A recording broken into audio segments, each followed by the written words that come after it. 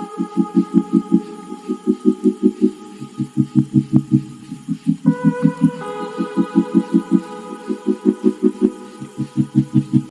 दोस्तों, कैसे हैं आप लोग। आशा करता हूं अच्छे होंगे। आज हम उनको स्टार्ट करेंगे एडिटेरिया का सामान्य अध्ययन प्रैक्टिस सेट नंबर 4। 1 से 3 तक कंप्लीट हो चुका था। आज हम लोग स्टार्ट करेंगे प्रैक्टिस सेट नंबर 4। कृपया जो भी इस चैनल पर नए हैं सब्सक्राइब कर दें, लाइक कर दें, बेल आइकन दबा दें और अलग अलग स्टडी रिलेटेड ग्रुप में शेयर कर दें। और इस वीडियो के डिस्क्रिप्शन में 1 से 3 जो है सेट का लिंक दिया गया है, कृपया जा करके पूरा वीडियो वॉच करें। आते हैं फर्स्ट क्वेश्चन की ओर। पहला क्वेश्चन है, भारत में पर्यावरण संरक्षण अधिनियम कब पारित किया गया था। तो भारत में पर्यावरण संरक्षण अधिनियम जो था वो पारित किया गया था 1986 में।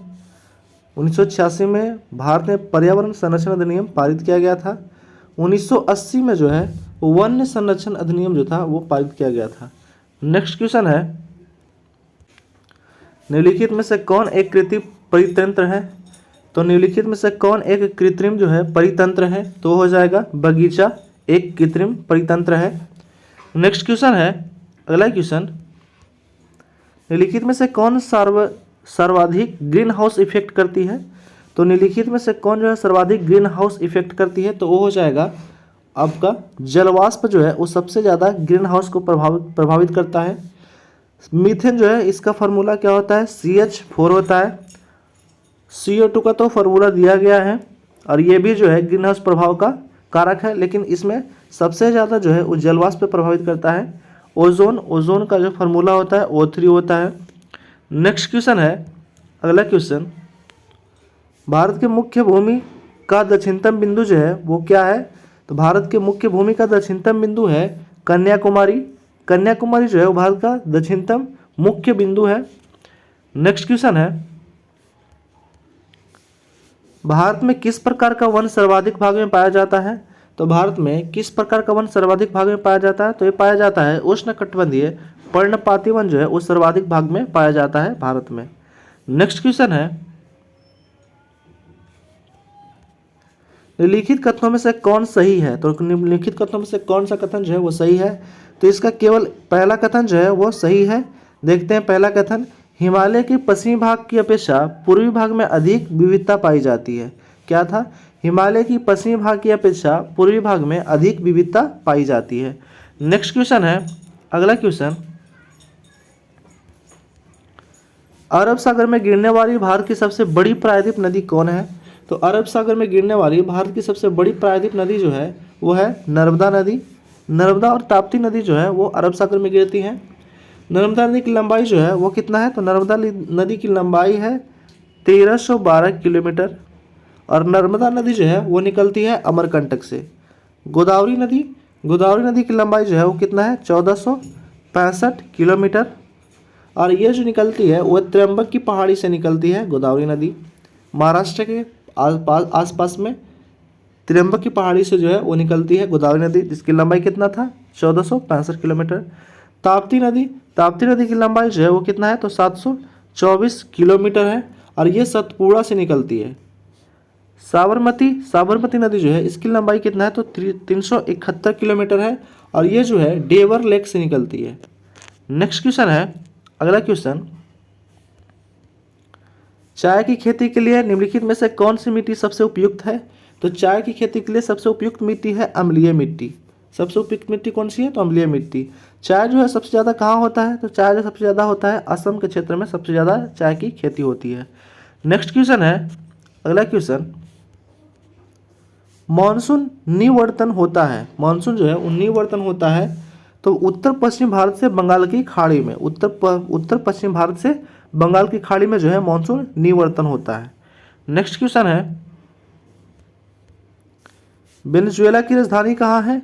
तो वेनेजुएला की राजधानी जो है वह है कराकस। बेलग्रेड जो है वो है सर्बिया की राजधानी है बेलग्रेड। मिस्र की राजधानी है काहिरा। मिस्र की राजधानी है काहिरा। और मरकट जो है नेक्स्ट क्वेश्चन है, निम्नलिखित में से कौन सुमेलित नहीं है? तो निम्नलिखित में से कौन जो है सुमेलित नहीं है? तो ये हो जाएगा अमेरिका जो है वो बागियाँ, अमेरिका की बागियाँ जो है ये सुमेलित नहीं है, बाकी सभी जो है सुमेलित है। भारत में चक्रवात आता है, चीन में है टाइफून आता है, और ऑस्ट्रेलिया में जो है वो बिल्ली बिल्ली आता है, और अमेरिका में जो है वो टारनेडो आता है, टारनेडो आता है। टारनेडो जो है वो सबसे ज़्यादा प्रभावित करता है अमेरिका को। नेक्स्ट क्वेश्चन है, अगला क्वेश्चन, कोरल रीफ या प्रवाल भित्ति मुख्यतः कहाँ पाई जाती है? कोरल रीफ या प्रवाल भित्ति जो है वो मुख्यतः कहाँ पाई जाती है? तो ये पाया जाता है कर्क एवं मकर रेखा के बीच में पाया जाता है। कोरल रीफ या प्रवाल भित्ति कर्क और मकर रेखा के बीच में पाया जाता है। ऑप्शन नंबर सी हो जाएगा राइट आंसर। नेक्स्ट क्वेश्चन है, अगला क्वेश्चन, स्वर्ण सिंह समिति का संबंध जो है वो किससे है? तो स्वर्ण सिंह समिति का संबंध है मूल्य कर्तव्यों से। स्वर्ण सिंह समिति का संबंध है मूल्य कर्तव्यों से। स्वर्ण सिंह समिति की जो गठन हुआ था वो कब हुआ था? तो 1976 में जो था इसका गठन हुआ था। नेक्स्ट क्वेश्चन है, नियोजित एवं मानवीय कार्यदशाओं तथा मातृत्व सहायता के लिए उपबंध संविधान के किस अनुच्छेद में किया गया है? तो किया गया है अनुच्छेद 42 में। नियोजित और मानवीय कार्यदशाओं तथा मातृत्व सहायता के लिए उपबंध संविधान के किस अनुच्छेद में किया गया है? तो किया गया है अनुच्छेद 42 में। अनुच्छेद 39 में क्या कहा गया है? सामाजिक और आजीवक समान आजीवक। अनुच्छेद 41 में कहा गया है कुछ दशाओं में काम और शिक्षा पाने की सहायता। अनुच्छेद 43 में कहा गया है कर्मकारों के लिए निर्वाह मजदूरी। नेक्स्ट क्वेश्चन है, अगला क्वेश्चन, भारत के नियंत्रक एवं महालेखा परीक्षक के संबंध में निम्न कथनों पर विचार करना है। कौन सा कथन जो है वो सही होगा? तो ये जो है उपयुक्त सभी कथन जो है ये सही है। इसके कार्यकाल जो होते हैं, पहला कथन बोल रहा है इसके कार्यकाल 6 वर्ष या 62 वर्ष आयु तक होती है, जो पहले आ जाए। ठीक है। कथन 2 कह रहा है कि यह राष्ट्रपति के पर्यादंत अपने पद पर बना रहते हैं। और तीसरा कथन है इसके वेतन एवं अन्य सेवा शर्तें राष्ट्रपति द्वारा निर्धारित होती है। ये जो इसका तीनों कथन जो है वो सभी सही है। नेक्स्ट क्वेश्चन है, अगला क्वेश्चन, राज्य में मुख्यमंत्री समेत मंत्रियों की अधिकतम संख्या विधानसभा की कुल सदस्यों की संख्या के कितने प्रतिशत से अधिक नहीं होना चाहिए? तो यह जब 15% से अधिक नहीं होना चाहिए। राज्य में मुख्यमंत्री समेत मंत्रियों की अधिकतम संख्या विधानसभा की कुल सदस्यों संख्या कितने प्रतिशत से अधिक नहीं होना चाहिए? तो है 15% से अधिक नहीं होना चाहिए। नेक्स्ट क्वेश्चन है, रीट जारी करना उच्चतम न्यायालय के किस क्षेत्राधिकार में आता है? तो रीट जारी करना जो है वो उच्चतम न्यायालय के न्यायाधीश क्षेत्राधिकार के अंतर्गत आता है। और यह जो है 5 प्रकार के रीट जारी किया जाता है। 5 प्रकार के रीट जो है वो जारी किया जाता है। नेक्स्ट क्वेश्चन है, अगला क्वेश्चन, दल बदल अधिनियम संबंधित संशोधन कब पारित किया गया था? तो दल बदल अधिनियम संशोधन जो था वो पारित किया गया था 1985 में पारित किया गया था। और ये कौन सा संविधान संशोधन के द्वारा लाया गया था? तो 91वां संविधान संशोधन जो था उसके द्वारा लाया गया था। संविधान संशोधन के द्वारा लाया गया था, जोड़ा गया था दल बदल अधिनियम को। नेक्स्ट क्वेश्चन है, सर्वप्रथम प्रत्यक्ष चुनाव का प्रावधान निम्नलिखित में से किस अधिनियम द्वारा किया गया था?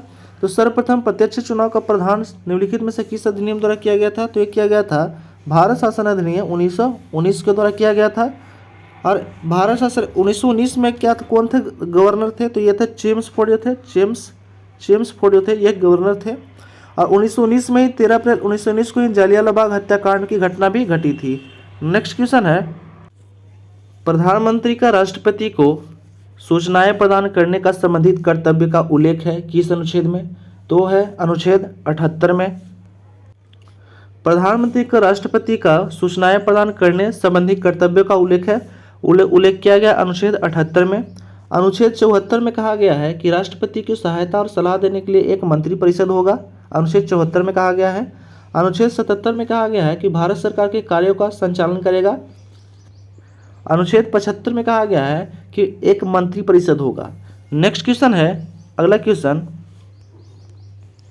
निम्नलिखित में से कौन सा देश प्रातःकाल शांति भूमि के नाम से जाना जाता है?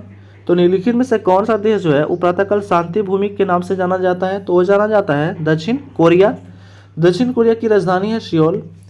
जापान की राजधानी है टोक्यो। चीन की राजधानी है बीजिंग और थाईलैंड जो है, थाईलैंड की राजधानी है बैंकॉक। नेक्स्ट क्वेश्चन है, अगला क्वेश्चन,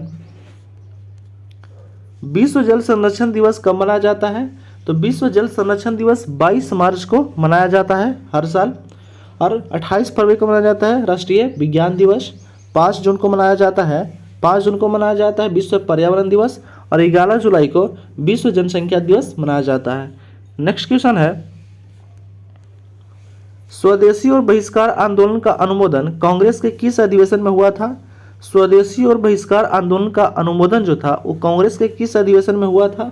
तो वो हुआ था बनारस अधिवेशन 1905 में हुआ था। बनारस अधिवेशन 1905 की अध्यक्षता किए थे गोपाल कृष्ण गोखले किए थे, गोपाल कृष्ण गोखले किए थे। कलकत्ता अधिवेशन 1906 की अध्यक्षता किए थे दादा भाई नौरोजी। और सूरत अधिवेशन 1907 की अध्यक्षता किए थे डॉक्टर रास बिहारी घोष। और मद्रास 1908 की भी अध्यक्षता किए थे डॉक्टर रास बिहारी बोस। नेक्स्ट क्वेश्चन है, अगला क्वेश्चन, कांग्रेस की कार्य समिति में भारत विभाजन का प्रस्ताव कब पारित किया गया था? तो कांग्रेस की कार्य समिति में भारत का विभाजन का प्रस्ताव पारित किया गया था 14 जून 1947 को जो था वो पारित किया गया था। नेक्स्ट क्वेश्चन है, अगला क्वेश्चन, संविधान सभा की प्रथम बैठक का आयोजन किस गवर्नर जनरल के द्वारा किया गया था? तो संविधान सभा की प्रथम बैठक का आयोजन जो था वो लॉर्ड बैबल के समय में किया गया था। संविधान सभा की प्रथम बैठक जो हुआ था वो कब हुआ था? तो हुआ था 9 दिसंबर 1946 को जो था संविधान सभा की प्रथम बैठक किया गया था लॉर्ड बैबल के कार्यकाल में। नेक्स्ट क्वेश्चन है, मंगल पांडे ने प्रथम भारतीय स्वतंत्रता संग्राम की शुरुआत की। इसके उपरांत ब्रिटिश सरकार उन्हें कब फांसी दी? तो ब्रिटिश सरकार उन्हें फांसी दे दिया था 8 अप्रैल 1857 को। मंगल पांडे जो है वो 1857 की क्रांति से जुड़े थे। नेक्स्ट क्वेश्चन है, अगला क्वेश्चन, बहावी आंदोलन का प्रमुख क्षेत्र नहीं था। तो कौन सा जो था वो बहावी आंदोलन का मुख्य क्षेत्र नहीं था? तो वो था असम। असम जो था वो बहावी आंदोलन का प्रमुख क्षेत्र जो था वो नहीं था। बंगाल था, संयुक्त प्रांत था और बिहार इसका मुख्य केंद्र था। बहावी आंदोलन का मुख्य केंद्र कौन था? तो बिहार के पटना था, पटना। बहावी आंदोलन कब हुआ था? तो 1820 में हुआ था बहावी आंदोलन। नेक्स्ट क्वेश्चन है, अगला क्वेश्चन, पुस्तक एरिया ऑफ डार्कनेस के लेखक कौन है? तो पुस्तक एरिया ऑफ डार्कनेस के लेखक है BS नॉयपल है। ठीक है। नेक्स्ट क्वेश्चन है, सूची 1 और सूची 2 को सुमेलित करें। तो देखते हैं, सूरत अधिवेशन जो था, सूरत की संधि हुआ था कब? तो 1775 में हुआ था। और पूना की संधि हुआ था कब? तो पूना की संधि हुआ था 1817 में हुआ था। पुरंदर की संधि कब हुआ था? तो 1665 में हुआ था। और देवगांव की संधि हुआ था 1803 में हुआ था। एक बार फिर से रिपीट कर देते हैं, सूरत की संधि हुआ था 1775 में, पूना की संधि हुआ था 1817 में, पुरंदर की संधि हुआ था 1665 में और देवगांव की संधि हुआ था 1803 में। इसका आंसर हो जाएगा आपका ऑप्शन नंबर C हो जाएगा राइट आंसर, देख लीजिएगा। नेक्स्ट क्वेश्चन है, अगला क्वेश्चन, निम्नलिखित में से किस ग्रंथ से गुप्त काल के बारे में जानकारी मिलता है? तो निम्नलिखित में से किस ग्रंथ से गुप्त काल के बारे में जानकारी मिलता है? तो वो ग्रंथ है मृच्छकटिकम। ये शूद्रक के द्वारा लिखा गया था मृच्छकटिकम। गार्गी संहिता जो है वह गर्गी मुनि के द्वारा लिखा गया है। मुद्रा राक्षस जो है ये लिखा गया है विशाखादत्त के द्वारा। और राजतरंगिणी जो है ये लिखा गया है कल्हन के द्वारा लिखा गया है। नेक्स्ट क्वेश्चन है, अगला क्वेश्चन, कलिंग शासक खारवेल किस धर्म के अनुयायी था? तो कलिंग शासक खारवेल जो था वो जैन धर्म के अनुयायी था। नेक्स्ट क्वेश्चन है, भीतरी स्तंभ अभिलेख किस शासक से संबंधित था? तो भीतरी स्तंभ लेख जो था वो संबंधित था स्कंदगुप्त शासक से संबंधित था भीतरी स्तंभ लेख। नेक्स्ट क्वेश्चन है, अगला क्वेश्चन, दक्षिण भारत में स्थित कैलाशनाथ मंदिर किस शासकों के द्वारा निर्मित था? दक्षिण भारत में स्थित कैलाशनाथ मंदिर किस शासकों के द्वारा निर्मित किया गया था? तो निर्मित किया गया था पल्लव शासकों के द्वारा जो था वो कैलाशनाथ मंदिर का निर्माण किया गया था। नेक्स्ट क्वेश्चन है, अगला क्वेश्चन, सिकंदर की मृत्यु के बाद भारत में अपनी गर्दन से दास्ता का जुआ उतार फेंका, साथ ही अपने गवर्नर की हत्या कर दी। इस मुक्ति युद्ध का नायक सेंड्रकोट्स था। चंद्रगुप्त के विषय में यह किसने लिखा था? तो ये लिखा था एरियन ने लिखा था। सिकंदर की मृत्यु के बाद भारत ने अपनी गर्दन से दास्ता का जुआ उतार फेंका, साथ ही अपने गवर्नर की हत्या कर दी। इस मुक्ति युद्ध का नायक सेंड्राकोट था। चंद्रगुप्त के विषय में यह किसने लिखा था? तो यह लिखा था एरियन लिखा था। कौन लिखा था? एरियन। नेक्स्ट क्वेश्चन है, अगला क्वेश्चन, ध्वनि का प्रभाव मानव के मस्तिष्क में संवेदन कितना समय तक रहता है? तो वो रहता है 1/10 सेकेंड तक रहता है। ध्वनि का प्रभाव मानव मस्तिष्क के संवेदन कितने समय तक रहता है? तो 1/10 सेकेंड। नेक्स्ट क्वेश्चन है, नेत्र में प्रवेश करने वाला प्रकाश की मात्रा का नियंत्रण निम्न में से किस अंग के द्वारा किया जाता है? तो किया जाता है आइरिस के द्वारा। नेत्र में प्रवेश करने वाले प्रकाश की मात्रा का नियंत्रण किस अंग के द्वारा किया जाता है? तो किया जाता है आइरिस के द्वारा प्रकाश की मात्रा को नियंत्रित किया जाता है। नेक्स्ट क्वेश्चन है, रक्त की अशुद्धियां किस अंग में जाकर छनती हैं? रक्त की अशुद्धियां किस अंग में जाकर छनती हैं? तो वो छनती हैं ब्रिक में। ब्रिक का वजन जो होता है वो अप्रोक्स होता है 80 से 180 ग्राम के बीच में होता है, 180 ग्राम के बीच में होता है। और यकृत का वजन जो होता है यानी कि लीवर का वजन 1.5 kg के आसपास होता है। नेक्स्ट क्वेश्चन है, रक्त का कितना प्रतिशत भाग प्लाज्मा होता है? तो रक्त का 55 से 60% भाग जो होता है क्या होता है? प्लाज्मा होता है। नेक्स्ट क्वेश्चन है, अगला क्वेश्चन, एक पौधे पर पुष्पन होने के लिए उत्तरदायी हार्मोन कौन सा है? तो एक पौधे पर पुष्पन होने के लिए उत्तरदायी हार्मोन है फ्लोरिजीन है। फ्लोरिजीन हार्मोन जो है वो एक पौधे के पुष्प होने के लिए उत्तरदायी है। ऑक्सिन जो है ये भी पादप हार्मोन है। साइटोकाइनिन जो है ये भी पादप हार्मोन है। और जिब्रेलिन जो है ये भी एक पादप हार्मोन है। नेक्स्ट क्वेश्चन है, अगला क्वेश्चन, इंद्रधनुष किसके कारण होता है? तो इंद्रधनुष जो है वो परावर्तन और अपवर्तन दोनों के कारण होता है इंद्रधनुष। नेक्स्ट क्वेश्चन है, एक ही पदार्थ के अणुओं के बीच कार्यकारी आकर्षण बल को क्या कहा जाता है? तो एक ही पदार्थ के अणुओं के बीच कार्यकारी आकर्षण बल को कहा जाता है ससंजक बल कहा जाता है।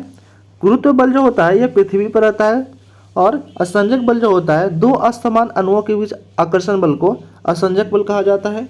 नाभिकीय बल जो होता है ये परमाणु में लगता है, परमाणु कण में लगता है। नेक्स्ट क्वेश्चन है, अगला क्वेश्चन, किसी अभिक्रिया में भाग लेने वाले पदार्थ क्या कहलाते हैं? किसी अभिक्रिया में भाग लेने वाले पदार्थ क्या कहलाते हैं? तो कहलाते हैं अभिकारक कहलाते हैं। नेक्स्ट क्वेश्चन है, क्षारक को जल में घोलने पर क्या मुक्त होता है? तो क्षारक को जल में घोलने पर OH- जो है आयन मुक्त होता है और अम्ल को घोलेंगे तो क्या होगा? H+ आयन मुक्त होगा। नेक्स्ट क्वेश्चन है, अगला क्वेश्चन, नींबू के रस का pH मान जो होता है वो कितना होता है? तो नींबू के रस का pH मान 2.2 होता है और रक्त का pH मान कितना होता है? 7.4 होता है। नेक्स्ट क्वेश्चन है, अगला क्वेश्चन, बादल और वायुमंडल का तैरना किस कारण से होता है? बादल और वायुमंडल का तैरना किस कारण से होता है? तो वो होता है श्यानता के कारण या अल्प घनत्व के कारण होता है। श्यानता के कारण या अल्प घनत्व के कारण भी होता है। नेक्स्ट क्वेश्चन है, अगला क्वेश्चन, छाया में पनपने वाले पौधे को क्या कहते हैं? तो छाया में पनपने वाले पौधों को सियोफाइट कहते हैं। सियोफाइट पौधे जो है वो छाया में पनपते हैं। हेलोफाइट जो होता है वो लवणीय जल में पनपते हैं। नेक्स्ट क्वेश्चन है, अगला क्वेश्चन, मैनरहीम अंतर्राष्ट्रीय सीमा रेखा किन दो देशों के बीच स्थित है? तो मैनरहीम अंतर्राष्ट्रीय सीमा रेखा जो है वो रूस और फिनलैंड के बीच स्थित है, रूस और फिनलैंड के बीच में। नेक्स्ट क्वेश्चन है, जैव विविधता दिवस निम्नलिखित में से किस दिन मनाया जाता है? तो जैव विविधता जो है वो मनाया जाता है 22 मई को विश्व जैव विविधता दिवस मनाया जाता है। 5 मई को मनाया जाता है इंटरनेशनल डे ऑफ मिडवाइफ। 17 मई को मनाया जाता है विश्व दूरसंचार दिवस और 25 मई को मनाया जाता है अंतर्राष्ट्रीय गुमशुदा बाल दिवस मनाया जाता है 25 मई को। नेक्स्ट क्वेश्चन है, अगला क्वेश्चन, राष्ट्रीय खाद्य सुरक्षा मिशन की शुरुआत किस वर्ष की गई थी? तो राष्ट्रीय खाद्य सुरक्षा मिशन की शुरुआत जो है वो किया गया था 2007 में किया गया था राष्ट्रीय खाद्य सुरक्षा मिशन की शुरुआत। नेक्स्ट क्वेश्चन है, अगला क्वेश्चन, और इस सेट का लास्ट क्वेश्चन है, भारत में मुद्रास्फीति के प्राकलन का सबसे प्रचलित माप क्या है? तो भारत में मुद्रास्फीति के प्राकलन का सबसे प्रचलित माप है सीपीआई। सीपीआई का फुल फॉर्म होता है कंज्यूमर प्राइस इंडेक्स। डब्ल्यूपीआई का फुल फॉर्म होता है होलसेल प्राइस इंडेक्स। और आईआईपी का फुल फॉर्म होता है इंडेक्स ऑफ इंडस्ट्रियल प्रोडक्शन। इस तरह हम लोग प्रैक्टिस सेट नंबर 4 का 50 क्वेश्चन जो है वो कंप्लीट कर चुके हैं और इसमें कुछ एक्स्ट्रा जो स्मरणीय तथ्य दिया गया है वो भी हम लोग कंप्लीट करेंगे। देखते हैं, तो ये स्मरणीय कुछ तथ्य दिए गए हैं एक्स्ट्रा पॉइंट, उसको भी हम लोग देख लेते हैं। बौद्ध धर्म के संस्थापक कौन थे? तो गौतम बुद्ध थे। बौद्ध धर्म के संस्थापक गौतम बुद्ध। गौतम बुद्ध का जन्म कब हुआ था? 563 ईसा पूर्व में लुम्बिनी नेपाल में, कपिलवस्तु के लुम्बिनी में हुआ था। लुम्बिनी कहाँ है? नेपाल में स्थित है। 563 में जन्म हुआ था गौतम बुद्ध का। और इनकी मृत्यु कब हुई थी? 483 ईसा पूर्व में कुशीनारा में इनकी मृत्यु हो जाती है बुद्ध का। उत्तर प्रदेश में कुशीनारा कहाँ स्थित है? उत्तर प्रदेश में। महात्मा बुद्ध के बचपन का नाम क्या था? तो सिद्धार्थ था। महात्मा बुद्ध के बचपन का नाम क्या था? सिद्धार्थ था। नेक्स्ट आगे आते हैं। इन्हें 6 वर्ष की कठिन तपस्या के उपरांत 35 वर्ष की अवस्था में फल्गु नदी के किनारे ज्ञान की प्राप्ति हुआ था। इन्हें 6 वर्ष की कठिन तपस्या के बाद 35 वर्ष की आयु में फल्गु नदी के किनारे ज्ञान की प्राप्ति हुआ था बोध गया के निकट। आते हैं नेक्स्ट, कुछ और पॉइंट दिया है। बुद्ध ने अपना पहला और सर्वाधिक उपदेश क्रमशः कहाँ दिए थे? तो पहला उपदेश जो दिए थे बुद्ध वो सारनाथ में दिए थे और सर्वाधिक कहाँ दिए थे? तो श्रावस्ती में दिए थे। बुद्ध जो थे अपना पहला और सर्वाधिक उपदेश तो पहला उपदेश दिए थे सारनाथ में और सर्वाधिक दिए थे श्रावस्ती में। बौद्ध धर्म में आत्मा की परिकल्पना नहीं है जबकि पूर्ण जन्म की मान्यता है। बौद्ध धर्म में आत्मा की परिकल्पना नहीं है जबकि पूर्ण जन्म की परिकल्पना है। बौद्ध संघ में सम्मिलित होने की न्यूनतम आयु कितना थी? तो 15 वर्ष थी। बौद्ध संघ में सम्मिलित होने के लिए न्यूनतम आयु सीमा जो थी वो कितना थी? तो 15 वर्ष कम से कम होना चाहिए। नेक्स्ट है, गौतम बुद्ध ने अम्रपाली को सर्वसम्मति से स्त्री रत्न घोषित किया था। गौतम बुद्ध जो थे वो अम्रपाली को सर्वसम्मति से स्त्री रत्न घोषित किए थे। सर एडविन अर्नाल्ड ने गौतम बुद्ध को एशिया का ज्योतिपुंज कहा था, यानी कि लाइट ऑफ एशिया के नाम से भी इनको जाना जाता है। ये किसने कहा था? तो सर एडविन अर्नाल्ड ने जो था ये कहे थे कि गौतम बुद्ध को एशिया का ज्योतिपुंज कहा था, यानी लाइट ऑफ एशिया। नेक्स्ट आगे देखते हैं। अब ये कुछ 4 प्रमुख बौद्ध संगीति हैं, देख लेते हैं। प्रथम बौद्ध संगीति जो हुआ था वो कब हुआ था? 483 ईसा पूर्व में। कहाँ हुआ था? तो राजगिरी में हुआ था। इसके अध्यक्ष कौन थे? तो महाकश्यप थे। और इसका किसका शासनकाल था? तो अजात शत्रु का शासनकाल था प्रथम बौद्ध संगीत में। प्रथम बौद्ध संगीत हुआ था कब? तो 483 ईसा पूर्व में हुआ था। स्थान कहाँ था? राजगिरी में हुआ था पहला बौद्ध संगीति। और अध्यक्ष थे महाकश्यप। और इसका शासनकाल था कब से कब तक? इसका शासन किसका शासन था? तो इसका शासन था अजात शत्रु का शासन चल रहा था। दूसरा बौद्ध संगीति जो हुआ था वो हुआ था 383 ईसा पूर्व में। दूसरा बौद्ध संगीति कब हुआ था? 383 ईसा पूर्व में। कहाँ हुआ था? तो वैशाली नामक स्थान पे। और अध्यक्ष इसके कौन थे? तो सभा कामी थे। दूसरे बौद्ध संगीति के अध्यक्ष थे सभा कामी। और शासनकाल था काला अशोक का शासनकाल चल रहा था। दूसरा बौद्ध संगीति में काला अशोक का शासनकाल चल रहा था। तीसरा बौद्ध संगीति जो हुआ था वो हुआ था 250 ईसा पूर्व में हुआ था। तीसरा बौद्ध संगीति कब हुआ था? तो 250 ईसा पूर्व में हुआ था, पाटलिपुत्रा में हुआ था। कहाँ हुआ था? पाटलिपुत्र में। और इसकी अध्यक्षता किए थे मेघलीपुतिस्य किए थे। इसकी अध्यक्षता कौन किए थे? तो मेघलीपुतिस्य किए थे। और शासनकाल था अशोक का। शासनकाल किसका था? तो अशोक का शासनकाल था। चतुर्थ बौद्ध संगीत जो हुआ था वो कब हुआ था? 98 ईस्वी में हुआ था चतुर्थ बौद्ध संगीति। और इसका कहाँ हुआ था? तो कुंड लवन में हुआ था चतुर्थ बौद्ध संगीति। और इसके अध्यक्ष थे बसु मित्र थे। इसका जो अध्यक्ष थे बसु मित्र थे। और शासनकाल किनका था? तो कनिष्क का शासनकाल चल रहा था चतुर्थ बौद्ध संगीति में। नेक्स्ट देखते हैं। अब जैन धर्म के बारे में थोड़ा दिया गया है। जैन धर्म के संस्थापक कौन थे? तो ऋषभ देव थे। जैन धर्म के संस्थापक कौन थे? ऋषभ देव थे। जैन धर्म के 22वें और 23वें तीर्थकर जो थे वो अरिष्टनेमी और पार्श्वनाथ थे।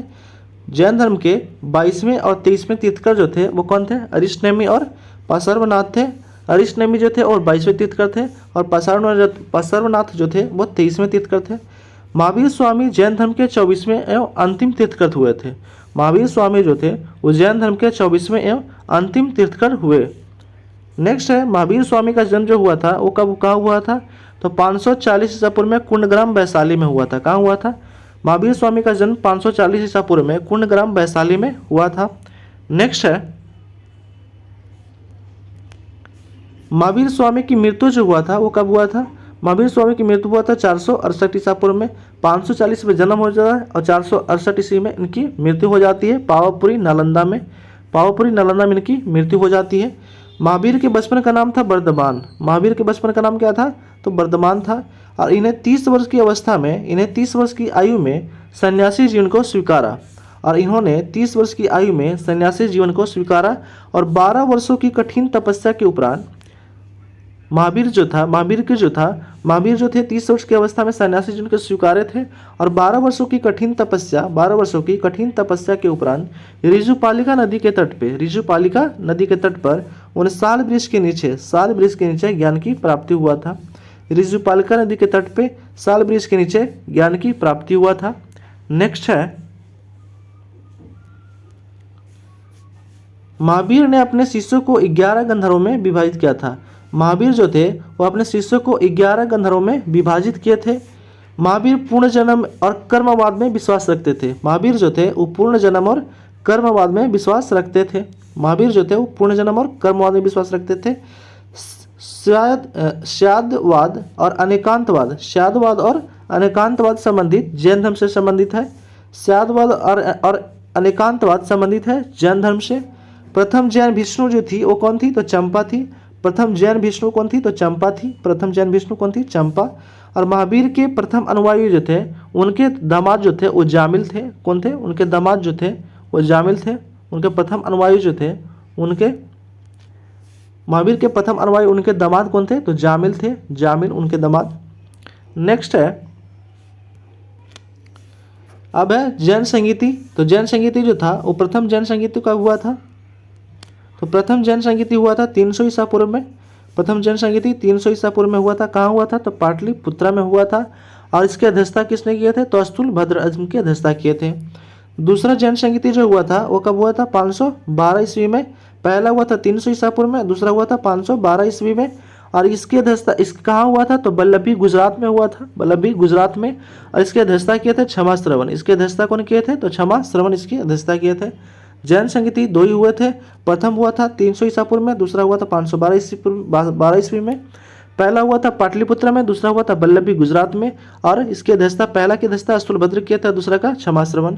इस तरह हम लोग प्रैक्टिस सेट नंबर 4 का पूरा जो है वो कंप्लीट कर चुके हैं। 50 क्वेश्चन प्लस एक्स्ट्रा स्मरणीय तथ्य जो दिया गया था वो भी हम लोग कंप्लीट कर चुके हैं। कृपया जो भी इस चैनल पर नए हैं सब्सक्राइब कर दें, बेल आइकन दबा दें और अलग अलग स्टडी रिलेटेड ग्रुप में शेयर कर दें। Thanks for watching.